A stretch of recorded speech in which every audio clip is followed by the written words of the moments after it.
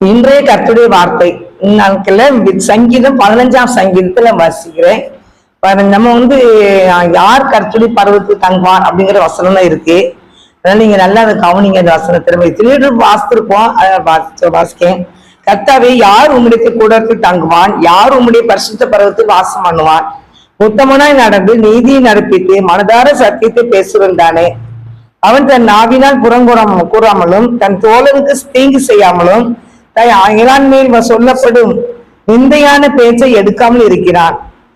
ஆகாதவன் அவன் பார்வைக்கு தீர்ப்பானவன். கர்த்தருக்கு பயந்தவர்களையோ கணம் பண்ணுகிறான்.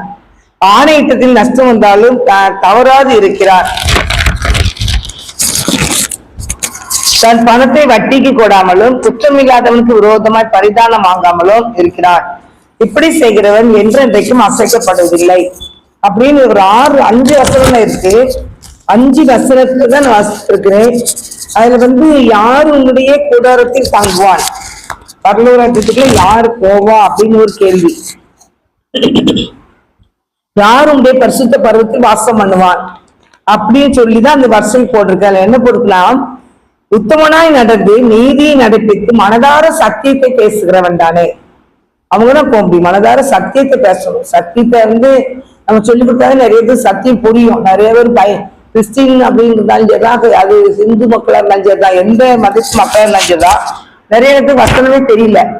அப்படிங்கும்போது நம்ம வசனத்தை சொல்லும் போது அந்த வசனம் அவங்களுக்கு நிறைய பேருக்கு புரியும். அதனால வசனம் இதுல என்ன போட்டுக்கிட்டா, உத்தமனாய் நடந்து நீதியை நடப்பித்து மனதார சத்தியத்தை பேசுகிறோம் தானே. அவன் தன் நாவினால் புறங்கூற மாட்டான். கூறக்கூடாது, அடுத்தவங்களுக்கு புறம் கூறக்கூடாது. கிறிஸ்தவங்க நம்ம புறம் கூறவே கூடாது. நீதிமன்ற போட்டிருக்கு, புறங்கூறுகிறவன் அதிகீடன் அப்படின்னு போட்டிருக்கு. அடுத்தவங்க சொல்லக்கூடாது. ஏன்னு கேட்டீங்கன்னா, நம்ம தனியா பேசுவோம். ஆனா பேசுனவனா எப்படின்னு கேட்டீங்கன்னா, அவன் ஆண்டவர் கேட்டுக்கிட்டே இருக்காரு. அது அவங்க எல்லாமே ஆண்டோட பிள்ளைங்க தான். ஆண்டவர் கிறிஸ்தவங்களா இருந்தாச்சுதான், முஸ்லீம்ல இருந்தாச்சுதான், இந்து மக்களா இருந்தாச்சுதான், எல்லா மக்களையும் தேவன் அவர் தான் பைபிள் போட்டிருக்கு. ஜாதிகளுக்கும் தேவன் இயேசு கிறிஸ்து தான் போட்டிருக்கு. அதனால நம்ம நமக்கு புறங்கூறணும்னு வச்சுக்கோங்களேன். ஆவினால் புறங்கூறணும்னு வச்சா அது அவருக்கு ஆண்டவர் கேட்காது. நம்ம யாருக்குமே தெரியாது, நீங்க சொல்றேன் மனசுல வச்சுக்கோங்க அப்படின்னு சொல்லுவாங்க. ஆனா அது ஆண்டவர் கேட்பாரு. ஆண்டவர் பிடிக்காது. அடுத்தவங்களை பத்தி யாரை பத்தி ஆண்டவர் பேச விட மாட்டாரு. அதனால தன் நாவினால் புறங்கூறாமலும் தன் தோழனுக்கு தீங்கு செய்யாமலும் தன் அயலான் மேல் சொல்லப்படும் நிந்தையான பேச்சை எடுக்காமல். ஒருத்தங்க மேல நிந்தையான பேச்சு வருது, அவமானப்படுத்துறாங்க அப்படின்னா அவங்களை குறித்து அடுத்தவங்க பேசவே கூடாது. அதை நம்ம அர்த்தமா எண்ணி பேசக்கூடாது. ஏதோ உங்க வீட்டுல உள்ள குடும்பத்துல உள்ளவங்க நபரை, முக்கியமான நபரை யாராவது அவமானப்படுத்திட்டாங்க, நிந்தையான வார்த்தை பேசிட்டாங்கன்னா அடுத்தவங்க சொல்லி நீங்க சிரிப்பீங்களா? சொல்ல மாட்டீங்களா? அதேதான். அதனால நம்ம அடுத்தவங்கிட்ட போய் என்ன செய்யக்கூடாதுன்னா, அயலான்மையில் சொல்லப்படும் நிந்தையான பேச்சை எடுக்காமல் இருக்கிறார். ஆகாதவன் தன் பார்வைக்கு திரிப்பானவன்.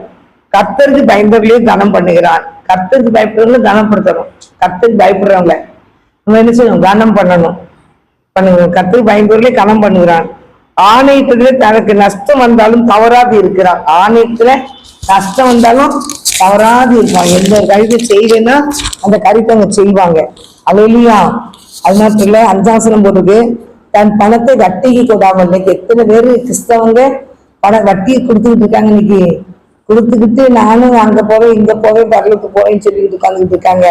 அது வசனம் போட்டிருக்கு, தன் பணத்தை வட்டி கொடாமலும் குற்றமில்லாதவனுக்கு விரோதமாய் பரிதானம் வாங்காமலும் இருக்கிறார்.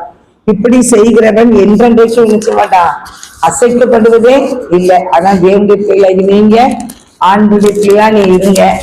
ஏசப்பா வசனத்தை வாசி, வசனம் என்ன போட்டு பார்த்து வசனத்தின்படி நீங்க நடங்க. கண்டிப்பா ஆண்டவர் நினைச்சுவாரு. நம்ம வசனத்தின்படியே நம்ம நினைச்சுவாரு, ஆசீர்வதிப்பாரு.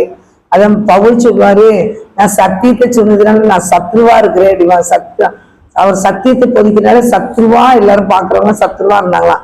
அதனால பாருங்க, நீங்க சத்தியத்துதான் முக்கியத்துவம் கொடுக்கணும். கற்று சத்தியம் தான் சத்தியம் தான் நினைச்சது.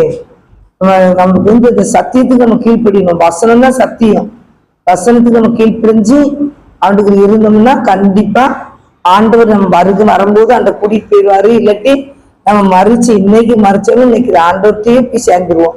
அதனால நம்ம யாரையும் குறிச்சு நம்ம குறை பேச வேண்டாம், புறங்குற வேண்டாம். நம்ம அவங்க பெரியவங்களை ஆண்டுக்கு பயப்படுறவங்களை கனப்படுத்துவோம், தேவனுக்கு பிரியமானதை செய்வோம். தேவனுடைய ராஜ்யத்தின் பிள்ளைகளாக நம்ம ஆசீர்வாதமா இருக்கும். கண்கள் முடிச்சபிப்போம். அன்பின் தகப்பனே, இந்த வேலைக்காக நன்றி சித்தப்பா. ஆண்டவரே கொடுத்த வார்த்தைக்காக வசனத்துக்காக நன்றி. பார்க்கிற பிள்ளைகளோடு நீ பேசுவீராக. இந்த வசனத்துக்கு பிள்ளைகள் கீழ்ப்பிடிச்சு நடக்க உதவி செய்யும். உடைய பரிசுத்தத்தை முற்றுமாய் ஒப்பு கொடுக்கிறோம். இயேசுவே நாமத்தினால ஜெபிக்கிறோம் நல்ல பிதாவே, ஆமே. நாத்துமாவே கர்த்தரை சோத்ரி, முழு சாமத்தை சோத்ரி. நாத்துமாவே கர்த்தரை சோத்ரி, கர்த்தர் சகல உபகாரங்களை மறவாதே, ஆமே.